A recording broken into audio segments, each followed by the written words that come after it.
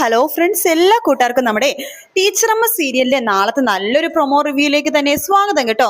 Channel ആദ്യമായിട്ടാണ് കാണുന്നുണ്ടെങ്കിൽ ഒന്ന് സബ്സ്ക്രൈബ് ചെയ്ത് ലൈക്ക് ചെയ്ത് സപ്പോർട്ട് ചെയ്യണേ. അങ്ങനെ നമ്മുടെ ടീച്ചറിന്റെ ആ ഒരു മാഷായിട്ട് അടുക്കുന്നത് ഒട്ടും തന്നെ മഹേഷിനും അതുപോലെ തന്നെ രാധയ്ക്കും ഇഷ്ടപ്പെടുന്നില്ല. അവര് വീണ എടുത്ത് പറയുന്നുണ്ട്, എടി നീ ഒരിക്കലും ഇതിനെ സപ്പോർട്ട് ചെയ്ത് വല്യമാമ എന്തൊക്കെയോ മനസ്സിൽ കണ്ടിട്ടാണ് അമ്മേനെയും ആ മാഷിനെ ഒന്നിപ്പിക്കാൻ വേണ്ടി നോക്കുന്നത്. അങ്ങനെ കൃഷ്ണ മാഷിനെയും അമ്മേനെയും ഒന്നിപ്പിക്കാൻ വേണ്ടി നോക്കാൻ വേണ്ടി നീ ശ്രമിക്കണ്ട. വീണ പറയണ്ട്, ചേച്ചി നിങ്ങൾ എന്തിനാ സ്വാർത്ഥമായിട്ട് സംസാരിക്കണത്?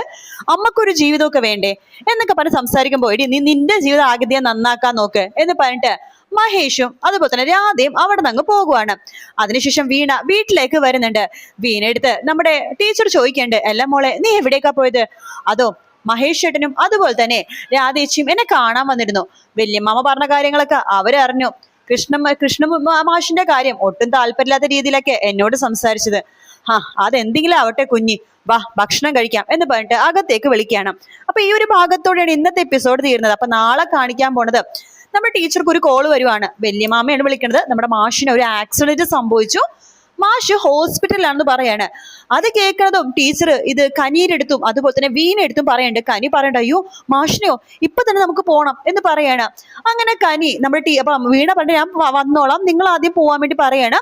അങ്ങനെ കനി നമ്മുടെ ടീച്ചറെയും കൂട്ടിക്കൊണ്ട് ഇളയമേനെയും കൂട്ടിക്കൊണ്ടിട്ട് ഹോസ്പിറ്റലിലേക്ക് പോകണ്ട. അപ്പൊ നമ്മുടെ വല്യമാമ നേരത്തെ അവിടെ വന്നിരിപ്പുണ്ട് കേട്ടോ.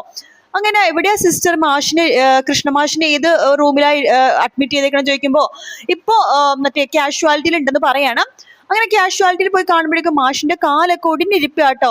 മാഷിന് ഒട്ടും വയ്യ, ഒട്ടും വയ്യ, നല്ല ക്ഷീണമുണ്ട്. അപ്പോ ടീച്ചറാണെന്നുണ്ടെങ്കിൽ ഡോക്ടറോട് ചോദിക്കുന്നുണ്ട്, മാഷിന് എങ്ങനെയുണ്ട്, എന്താ പറ്റിയതെന്നൊക്കെ ഡോക്ടറോട് ചോദിക്കുമ്പോൾ എല്ലിന് നല്ല സാരമായിട്ടുള്ള പരുക്കുണ്ട്, 2 മാസം ഫുൾ ബെഡ് റെസ്റ്റ് വേണം എന്ന് പറയാണ്. ബെഡിൽ നിന്ന് അനങ്ങാനേ പാടില്ല എന്ന് പറഞ്ഞിട്ട് ഡോക്ടർ അവിടെ നിന്ന് പോവാണ്. അപ്പൊ വല്യമാമ പറയണ്ട്, 2 മാസം ബെഡിൽ നിന്ന് അനങ്ങാതെ നോക്കണമെന്നാ ഡോക്ടർ പറഞ്ഞിരിക്കണത്.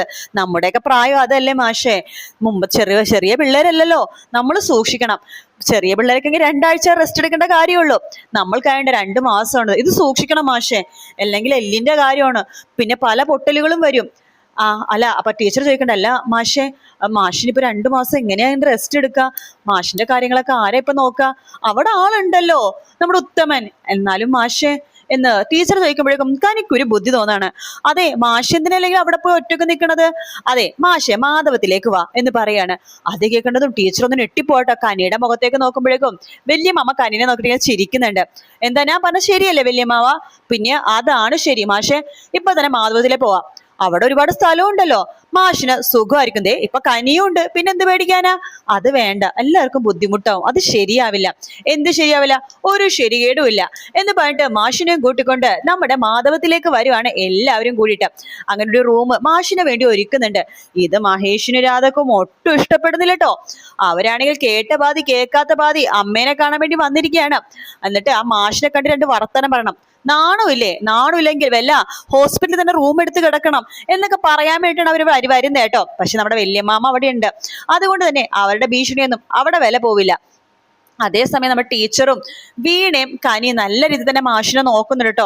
മാഷിനെ എവിടെയെങ്കിലും എഴുന്നേറ്റ് പോകാൻ പോലും ഒരാളുടെ സഹായം വേണം. അതുകൊണ്ട് തന്നെ കനിയാണ് കൂടുതൽ സഹായിക്കണേ കേട്ടോ. കനിക്ക് ഈ അച്ഛനും അമ്മയൊക്കെ ചെറുപ്പത്തിൽ നഷ്ടപ്പെട്ടുകൊണ്ട് മാഷിനെ ശരിക്കും കനി ഒരു അച്ഛനായിട്ട് തന്നെയാണ് കാണുന്നത്. അപ്പൊ അങ്ങനത്തെ കുറെ ഭാഗങ്ങളാണ് നമ്മൾ നാളത്തെ എപ്പിസോഡിൽ കാണാൻ വേണ്ടി പോകുന്നത് കേട്ടോ. വീഡിയോ ഇഷ്ടപ്പെടുകയാണെന്നുണ്ടെങ്കിൽ ലൈക്ക് ചെയ്യാനും സബ്സ്ക്രൈബ് ചെയ്യാനും കമന്റ് ചെയ്യാനും മറക്കല്ലേ. മറ്റൊരു വീഡിയോ ആയിട്ട് കാണാം friends. Take care, bye bye.